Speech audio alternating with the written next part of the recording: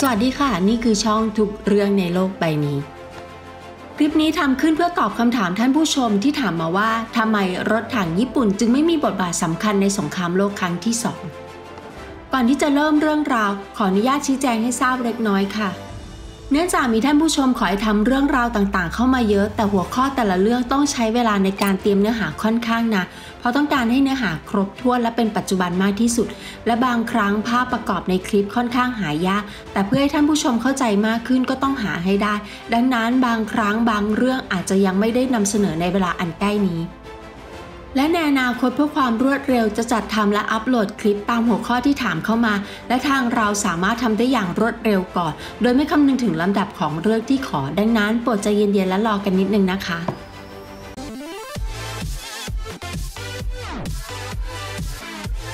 กลับเข้าสู่เรื่องราวของเราในวันนี้ค่ะเพื่อที่จะให้รู้จักรถถังญี่ปุ่นเราต้องกลับไปทำความเข้าใจในช่วงสงครามโลกครั้งที่1กันก่อนค่ะ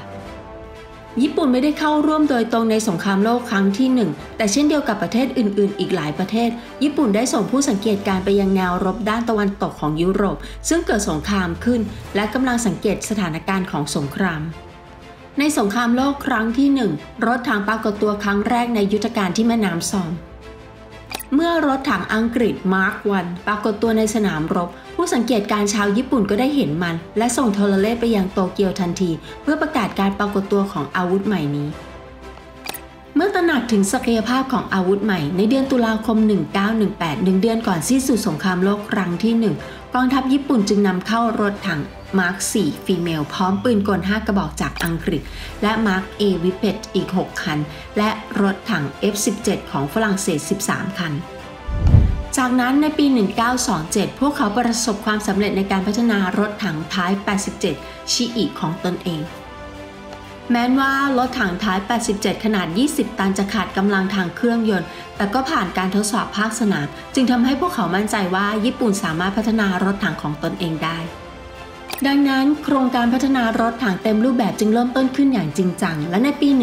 1929รถถัง Type 89 Eagle คันแรกที่ติดตั้งเครื่องยนต์ดีเซลก็ถือกำเนิดขึ้นในปี1937รถถัง Type 97 เชียได้รับการพัฒนาโดยใช้ปืนหลัก57 มม.ซึ่งเป็นรุ่นปรับปรุงของรถถัง Type 89อย่างไรก็ตามหลังสงครามโลกครั้งที่1แม้ว่าทุกประเทศจะทราบดีว่าความสำคัญเชิงกลยุทธ์ของรถถังแต่ก็มี2กลยุทธ์ที่ขัดแย้งกันเกี่ยวกับวิธีการใช้งานของรถถังกล่าวอีกในหนึ่งมันเป็นกลยุทธ์ในการสร้างกองกำลังสงครามเคลื่อนที่ใหม่ที่มีศูนย์กลางอยู่ที่รถถังและกลยุทธ์ที่ใช้ทหารราบเป็นศูนย์กลางและใช้รถถังเป็นหน่วยสนับสนุนทหารราบกองทัพบกญี่ปุ่นได้ใช้กลยุทธ์ที่มีศูนย์กลางอยู่ที่ทหารราบซึ่งเป็นวิธีการแบบดั้งเดิมในปี1933พลโทโยชิคาสึนิชิแห่งกองทัพบกญี่ปุ่นซึ่งกำลังบุกมองโกเลียของจีนตระหนักว่ามันเป็นการยากที่จะไล่กองกำลังจีนที่ถอยล่นอยู่ก่อนหน้าและพร้อมที่จะสร้างแนวป้องกันที่2ด้วยกลยุทธ์แบบทหารราบแบบดั้งเดิมได้ดังนั้นเขาจึงสร้างกองกำลังรบหุ้มเกาะเคลื่อนที่ขึ้นชั่วคราวซึ่งมีศูนย์กลางอยู่ที่รถถังเพื่อต่อสู้กับกองทัพจีนด้วยกลยุทธ์นี้ในยุทธการที่เลอเหอกองทัพจีนได้ถอยแนวป้องกันและสามารถรุกถึง320กิโลเมตรในเวลา4วันทำให้บรรลุผลอย่างมหาศาลและจากชัยชนะนี้ในเดือนมีนาคม1934กองพันผสมอิสระซึ่งประกอบด้วยกองพันรถถัง2กองกองทหารราบ1กองกองพันปืนใหญ่1กองพันและกองพันทหารสื่อสาร1กองพันกล่าวคือหน่วยทหารสงครามเคลื่อนที่หน่วยแรกของโลกที่ได้รับการยืนยันในการรบจริงได้ถูกสร้างขึ้นแต่ด้วยการประทุของสงครามจีนญี่ปุ่นครั้งที่2ในปี1937โทโจฮิเดกิซึ่งดำรงตำแหน่งนายกรัฐมนตรีของญี่ปุ่นในช่วงสงครามโลกครั้งที่2และต่อมาถูกพิจารณาคดีเป็นอาชญากรสงครามและเป็นผู้นำสงครามในเวลานั้นในฐานะทหารที่ดื้อรั้นเขาแบ่งกองพันออกเป็นกองพันทหารราบที่แยกออกจากกองพันรถถังซึ่งให้รถถังเสริมกำลังกองพันทหารราบอื่นๆแม้จะมีการประท้วงซ้ำๆจากนายพลโคจิซากะผู้รับผิดชอบกองพันผสมและด้วยความโกรธนายพลโคจิซากะเรียกโทโจฮิเดกิว่าคนโง่ปัญญาอ่อน ในระหว่างยุทธการชินโกในเดือนตุลาคม1937ปืนต่อต้านรถถังขนาด37 มม. ภาค 35-36 ของเยอรมันซึ่งใช้โดยกองกำลังจีนสร้างความเสียหายอย่างมากแก่กองพันรถถังญี่ปุ่นที่ปราศจากปืนใหญ่หรือการสนับสนุนอื่นๆ แม้ว่าโทโจฮิเดกิจะล้มเหลวในเชิงกลยุทธ์แต่กองพันผสมที่แยกตัวออกมาล้มเหลวในการแสดงสมรรถนะพิเศษใดๆดังนั้นกองทัพญี่ปุ่นจึงถือว่ากองพันผสมเป็นความล้มเหลวและในที่สุดก็ยุบกองพันผสมในปี 1938 หลักปฏิบัติการต่อสู้ที่เน้นทหารราบก็ได้กลายเป็นหลักปฏิบัติหลักของกองทัพบกญี่ปุ่นดังนั้นจนถึงปี 1942 หน่วยรถถังจึงกลายเป็นเหมือนหน่วยสำรองซึ่งจะต้องประจำการตามคำร้องขอของทหารราบทำให้การลงทุนในการพัฒนารถถังไม่เป็นไปด้วยดีแน่นอนว่ายังมีปัจจัยด้านสภาพแวดล้อมในสนามรบหลักของกองทัพญี่ปุ่นนั่นก็คือที่จีนกล่าวอีกในหนึ่งถึงแม้ว่ามันจะเหมาะสำหรับการปฏิบัติการรถถังเบาเนื่องจากสภาพถนนที่ไม่ดีในผืนแผ่นดินจีนซึ่งเป็นสังคมเกษตรกรรมและมีประเด็นที่ว่าไม่มีรถถังใดที่เหนือกว่ารถถังของกองทัพญี่ปุ่นหลักวินัยปฏิบัติโดยรวมของสงครามญี่ปุ่นกลายเป็นปัจจัยหนึ่งที่ขัดขวางการพัฒนารถถังญี่ปุ่น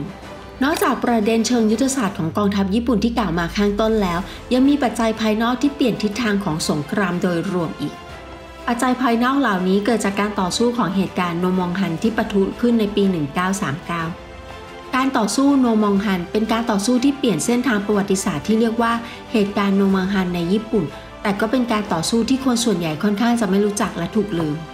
ในการสู้รบครั้งนี้เป็นการต่อสู้กับสหภาพโซเวียตเป็นเวลา 4 เดือนมีทหารเสียชีวิต 20,000 นายหรือ 80% ของกองกำลังญี่ปุ่นทั้งหมด 25,000 นายส่งผลให้กองทัพญี่ปุ่นพ่ายแพ้โดยสมบูรณ์โดยกองทัพโซเวียตและสหภาพโซเวียตและญี่ปุ่นได้ลงนามสนธิสัญญาไม่รุกรานกันในเวลานั้นกองทัพโซเวียตได้วางกำลังรถถัง BT-5 และ BT-7 ประมาณ 500 คันแต่กองทัพญี่ปุ่นใช้รถถังเพียง 100 คันเท่านั้นหากคุณดูตารางเปรียบเทียบระหว่างรถถังเบา Type 89 และ Type 95 เป็นรถถังที่ญี่ปุ่นใช้งานมากที่สุดในการต่อสู้ครั้งนี้และโซเวียตใช้ BT-5 และ BT-7 จะเห็นได้ว่ารถถัง Type 89 นั้นติดตั้งปืนยิงลูกระเบิดขนาด 56 มม. เพื่อสนับสนุนทหารราบและมีการเจาะเกาะเกือบเป็นศูนย์ที่ 100 เมตรในขณะที่รถถัง Type 95 ที่ใช้ปืนต่อต้านรถถัง 37 มม. มีการเจาะเกราะประมาณ 50 มม. ที่ 100 เมตรหลังจากการรบครั้งนี้ญี่ปุ่นได้พัฒนา Type 97 ไข่ซึ่งแทนที่ปืนหลักของรถถัง Type 97 ชิไฮจากปืนลูกระเบิด 57 มม. เป็นปืนต่อต้านรถถัง 47 มม. ลำกล้องยาวและได้พัฒนารถถังหนัก Type 1 ชิเฮซึ่งเป็นรุ่นอัปเกรดของรถถัง Type 97 ตั้งแต่ในปี 1943 เมื่อการผลิตเริ่มขึ้นมันก็กลายเป็นรุ่นเก่าที่ไม่สามารถแข่งขันกับ M4 Sherman ของอเมริกาได้สงครามโลกครั้งที่ 2 เริ่มต้นขึ้นด้วยการที่เยอรมันบุกโปแลนด์เมื่อวันที่ 1 กันยายน 1939 เมื่อเยอรมันบุกสหภาพโซเวียตในเดือนมิถุนายน 1941 ฮิตเลอร์ต้องการให้ญี่ปุ่นบุกสหภาพโซเวียตความพ่ายแพ้ในยุทธการโนมองฮันได้เปลี่ยนยุทธศาสตร์การทำสงครามของญี่ปุ่นโดยได้ช่วยสหภาพโซเวียตเอาชนะเยอรมันในสงครามโลกครั้งที่ 2 ได้อย่างน่าขันกล่าวคือในเวลานั้นกองทัพบกญี่ปุ่นและกองทัพเรือแข่งขันกันเองและมีส่วนร่วมในเกมอำนาจเพื่อยึดตำแหน่งผู้นำในสงครามเพื่อรักษาทรัพยากรกองทัพบกญี่ปุ่นต้องการรุกเข้าสู่มองโกเลียและสหภาพโซเวียตส่วนกองทัพเรือต้องการที่จะบุกเอเชียตะวันออกเฉียงใต้ซึ่งเป็นเหตุผลที่นำไปสู่การเริ่มต้นของสงครามอย่างไรก็ตามเนื่องจากสงครามจีนญี่ปุ่นที่ยืดเยื้อและความพ่ายแพ้ของยุทธการโนมองฮันการเคลื่อนไหวฝ่ายเหนือที่มีศูนย์กลางอยู่ที่กองทัพบกซึ่งต้องการทำสงครามกับสหภาพโซเวียตจึงสูญเสียความคิดริเริ่มและการเคลื่อนไหวฝ่ายใต้ซึ่งมีกองทัพเรือเป็นศูนย์กลางซึ่งต้องการลุกเข้าสู่เอเชียตะวันออกเฉียงใต้ก็ได้เริ่มขึ้นและในที่สุดก็บุกเข้าสู่เอเชียตะวันออกเฉียงใต้และกลายเป็นการระเบิดของสงครามแปซิฟิกภายหลังจากความพ่ายแพ้ในยุทธการโนมองฮันและการรับรู้ถึงการเคลื่อนตัวของกองกำลังเยอรมันที่ขยายตัวอย่างรวดเร็วกองทัพญี่ปุ่นได้จัดตั้งกองพลยานยนต์ขึ้นใหม่และหลังจากการโจมตีที่เพิร์ลฮาร์เบอร์ลำดับความสำคัญของการผลิตอาวุธได้เปลี่ยนไปเป็นกองทัพเรือและกองทัพบกได้ล้มเหลวในการขอจัดหาอาวุธอย่างที่ต้องการต่อมาในสงครามแปซิฟิกตั้งแต่ปี 1942 เมื่อญี่ปุ่นพบกับรถถัง M4 Sherman ที่ถูกนำมาใช้พวกเขาตระหนักดีว่ารถถังของพวกเขานั้นล้าสมัยไปแค่ไหน ดังนั้นในการต่อสู้กับ M4 Sherman รถถังหนัก Type 3 Chinook ที่ติดตั้งปืนรถถังขนาด 75 มม. รถถังหนัก 30 ตัน Type 4 Chito และรถถังหนัก 37 ตัน Type 5 Chili ได้รับการพัฒนาตามลำดับ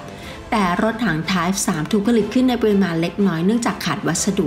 และรถถัง Type 4 และ Type 5 ได้รับการพัฒนาสายเกินไปที่จะเข้าสู่การรบจริง